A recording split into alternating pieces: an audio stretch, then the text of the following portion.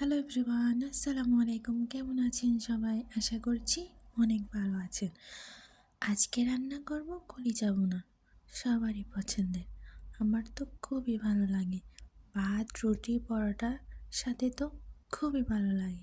চলুন দেরি না করে মূল রেসিপিতে চলে যাই। আমি কলিজাগুলো আগে থেকেই সিদ্ধ করে রেখেছিলাম।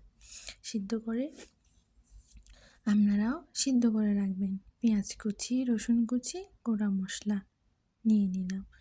চুলায় প্যান বসিয়ে তেল দিয়ে দিলাম কিছু গোটা মশলা, 2টা তেজপাতা, একটা দারুচিনি, কটা এলাচ আর কটা লং। পেঁয়াজ কুচি দিয়ে দিলাম, একটু ভালোভাবে নেড়ে চেড়ে দেন। রসুন কুচিগুলো দিয়ে মশলাগুলো ভালোভাবে কষিয়ে নিব। ভালোভাবে কষানো হয়ে গেলে এবার গুঁড়া মশলা দিয়ে দিব।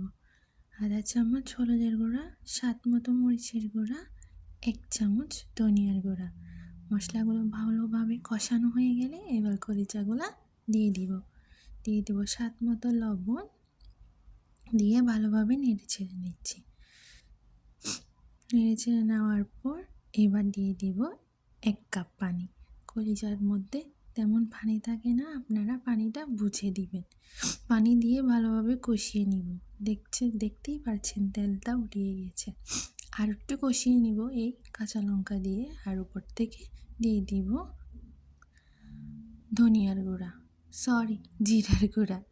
1 চামচ জিরার গুঁড়া দিয়ে ভালোভাবে নেড়ে ছেড়ে আমাদের কলিজা ভুনা রেডি।